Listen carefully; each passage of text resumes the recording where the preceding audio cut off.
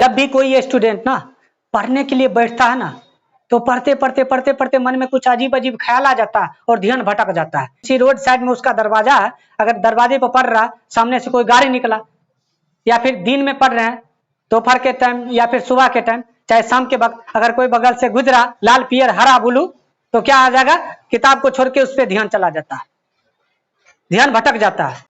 तो हम क्या करें कि उसको उस ध्यान से हटा के खुद जिस वक्त हम पढ़ रहे होते हैं फिर उस पढ़ाई पर ही लगाया जाए। ऐसा इसलिए होता है क्योंकि पढ़ाई के वक्त ना ध्यान इसलिए भटक जाता है, क्यों? क्योंकि जब भी हम पढ़ने के लिए बैठते हैं ना, तो उस पढ़ाई का हमें अपने जिंदगी में या फिर हमारे मन मस्तिष्क में कोई उद्देश्य नहीं रहता है कि हम पढ़ के करेंगे क्या। तो ऐसा होता है हम उस बात को, उस रीजन को सही से गेस नहीं कर पा रहे होते, ना ही ढूंढ पा रहे होते हैं कि हमें पढ़ लिख के करना क्या है, हम पढ़ क्यों रहे हैं, जिसके कारण हमारा ध्यान बार बार भटक जाता है उस पढ़ाई से। जब भी हम पढ़ने के लिए बैठते हैं तो अगर संजोग से किताब में गुलाब रखा हुआ है या सूख गया है ना, तो उसको निकाल के बार बार देखना, अरे ये तो वो दिया था, ये तो 14 फरवरी को कोई दिया था, और देखो आज है। उसके बाद क्या होता है, पढ़ाई के बाद ना वो मन जो है ना 14 फरवरी के दिन भटकने लगता है, पिछुलका बात याद आने लगता है। उसके बाद क्या होता है, पढ़ रहे हैं, देख रहे हैं लाइन बाय लाइन, पिताजी आ गए हैं तो यो ध्यान है कि पिताजी आ गए हैं, और उसके बाद उस लाइन पे बार बार एक लाइन पढ़ रहे हैं और ध्यान भटक रहा है, ओ उसके बाद ये हुआ था, उसके बाद ये हुआ था, ठीक है, हर एक बात ध्यान आ जाता है ना। लेकिन जब आप लोग पढ़ने के लिए बैठते हैं, जो कुछ भी याद किए रहते हैं, जब रिवाइज करने के लिए बैठते हैं, उसी प्रकार से वो बात याद आता है, अच्छा ये बात ये हो गया, रिवाइज हो गया, रिवाइज कर रहे हैं। उसी प्रकार से क्या होता है, जब भी आप पढ़ने के लिए बैठते हैं ना, तो ध्यान इसलिए भटक जाता है क्योंकि आपके पढ़ाई का कोई उद्देश्य नहीं रहता है। ये हम पढ़ क्यों रहे हैं, हमको पढ़ लिख के करना क्या है, क्या ये शुरुआती जीवन पढ़ने के लिए ही बना है, पढ़ाई करना क्यों जरूरी है, हर कोई पढ़ता ही क्यों है ना।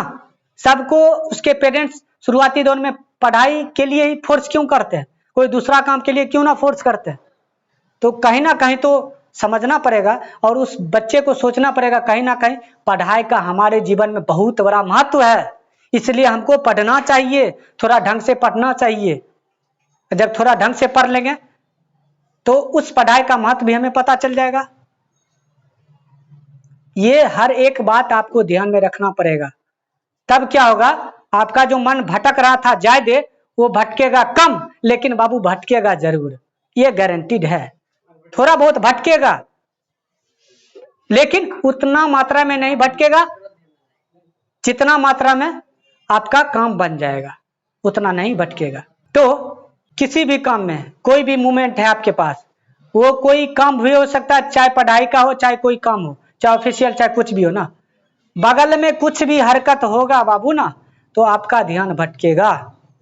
जिस दिन उस काम के लिए और उस पढ़ाई के लिए आपका कॉन्सेप्ट, आपका सिद्धांत क्लियर हो जाएगा कि हम पढ़ क्यों रहे हैं, हमको पढ़ना क्यों है, हम ऐसा क्यों कर रहे हैं कि हमको ये करने के बाद ये होगा, ये करने के बाद ये होगा, और हमको करना ही पड़ेगा, मेरे पास कोई ऑप्शन है ही नहीं, उस दिन आपका जो मन भटक रहा था ना, भटकना बंद हो जाएगा और आप पूर्णतः फोकस कीजिएगा अपना काम में, अपना पढ़ाई में, और कुछ ऐसा एक्स्ट्रा ऑर्डिनरी हासिल कर पाइएगा जो एक सामान्य व्यक्ति से बहुत दूर की बात है, ठीक है। इसीलिए ये कंसंट्रेट के वजह से ना, जो कुछ इंसान जो होता है 1% पूरा दुनिया को संभाल रहे होते हैं, उस 99% आदमियों को जिनका ध्यान भटकते रहता है, कोई भी काम करते भटक जाता है। मोबाइल चलाते हैं, सोचते हैं कि पढ़ाई वाला देखना है बाबू, लेक्चर देखना सर का, हाँ, पता चलता रील शुरू हो जाता है, घसकाते रहो घसकाते रहो, ध्यान भटकता है ना। लाल पियर हरियर ब्लू देखता है, कोई अना कर रहा, कोई अना कर रहा, तुरंत क्लिक। अब बबुआ वो रहता है 14-15 सेकंड का वीडियो, और इतना अट्रैक्टिव रहता है, इतना आकर्षणदायक रहता है, बस बर्दाश्त होबे नहीं करेगा। हाथ बगल में रहता है, टच करने वाला भी बगल में छू लेबे करेगा, अब बगल से गुजरेगा और सोचेगा फूल एकदम मस्त खिला रहेगा, बगल सोचेगा हम नहीं देखेंगे, चश्मो लगल रहेगा तैयो ना करके देख लेगा। तब बाबू बहुत परेशानी है। सुगंध चला जाएगा, जो सुगंध जाएगा तो बस नजर तुरंत 90 डिग्री पर बन जाएगा, तुरंत 90 डिग्री। ठीक है, तुरंत बन जाएगा 90 डिग्री का कौन, 30 डिग्री, नहीं तो होश होगा ना 70 डिग्री बन जाएगा। होश नहीं होगा, कोनो काम करेगा घूम जाएगा पूरा, कि देखना है तो देखना है। तो देखो दुनिया जो है ना भटकाव है बस। ठीक है, आप उसमें एक भटकाव का एक खुद मतलब कारण है, खुद जरिया है, और आपको इसी भटकाव में ना, इस दुनिया में भटकते भटकते ना कुछ हासिल कर लेना है। लेकिन कम भटकिएगा तो ज्यादा हासिल कीजिएगा, ज्यादा भटकिएगा तो कम हासिल कीजिएगा। जिस घर में उसके पेरेंट्स के लिए पढ़ाई ही बहुत बड़ा महत्व है ना, और उसको पढ़ाना चाहता और वो बच्चा पढ़ना नहीं चाहता ना, तो समझो उस घर का फ्यूचर बहुत बेकार है।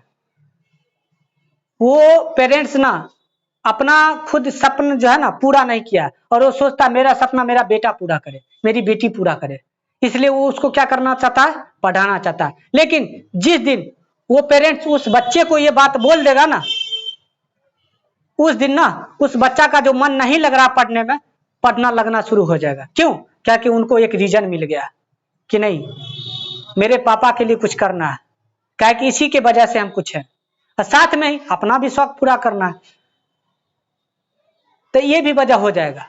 दूसरा वजह ये हो जाएगा, आजकल के पेरेंट्स जो होते हैं ना इमोशनल ब्लैकमेल ज्यादा करते हैं, और उनको करना भी चाहिए। यदि इमोशनल ब्लैकमेल नहीं करेंगे ना, डराएंगे धमकाएंगे नहीं ना, तो बेटा बेटी कब कहाँ किस पथ पर निकल जाएगा कहना मुश्किल हो जाएगा, बर्बाद हो जाएगा।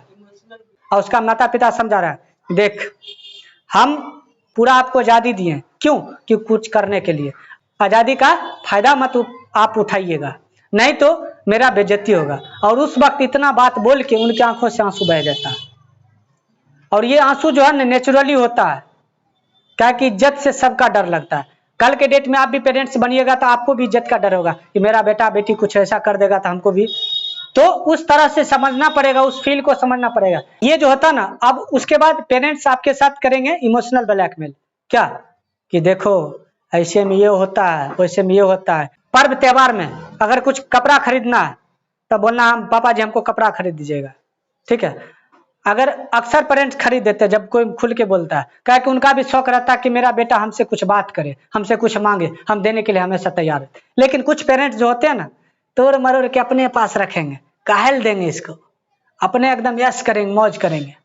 ठीक है, वो अपना हम बहुत मेहनत करेंगे और सामने वाला में मेहनत नहीं करेंगे।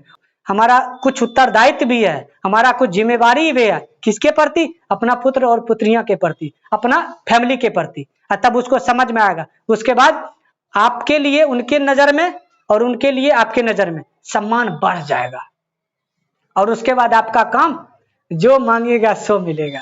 क्या दिक्कत है?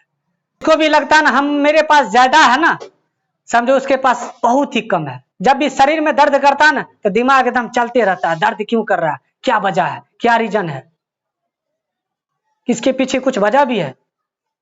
शरीर जब आपका शरीर ना रिलैक्स में रहता है ना तो दिमाग शांत रहता है, शरीर में खूब आराम है, कुछ सोचबे नहीं कीजिएगा, और जब भी सोचेगा उल्टे पुल्टे। और शरीर में जब पेन होगा ना तो सही डायरेक्शन मिलेगा। नहीं पहले दर्द कर रहा है उसका पहले निवारण करना है, उसके बाद कुछ करना है। ऐसा कुछ भी नहीं है कि शरीर में पूरा रिलैक्स होगा तब ये सीखेगा, नहीं नहीं कोई जरूरत। आप 24 घंटा कभी भी सीख सकते हैं, बशर्ते आपका दिमाग जो है ना तंदुरुस्त होना चाहिए, खुला हुआ रहना चाहिए, आंख नाक कान सब चीज एकदम हमेशा फ्रेश रहना चाहिए, तब कुछ सीख सकते हैं। कभी भी कुछ भी सीख सकते हैं, किसी से भी सीख सकते हैं। एक पतंग जो बाबू, पतंग बहुत दूर में रहता है लेकिन उसका डोर अपना हाथ में रहता है, तब उसका डायरेक्शन सही रहता है। अगर वो डोर टूट जाता ना बाबू, वो पतंग कहाँ जाएगा पता भी नहीं। उसी प्रकार से एक बच्चा का पेरेंट्स जो होते ना पतंग का डोर होते हैं, बच्चा होता पतंग और उसका पेरेंट्स जो होता उसका डोर होता है। अगर वो पेरेंट्स के डोर से हटा तो उसका डायरेक्शन खराब हो जाएगा, वो कब किधर जाएगा, किस डायरेक्शन में जाएगा, कितना से बड़ा गलती कर सकता है, उसका कितना जिंदगी बर्बाद हो सकता है, कहना मुश्किल हो जाएगा। देखो सीख लिए ना, पतंग का ख्याल आया तुरंत दिमाग में आ गया, इसको रिलेट कर दिए लाइफ से। तो किसी भी मूवमेंट से आप सीख सकते हैं, किसी भी क्षण कुछ भी से भी सीख सकते हैं।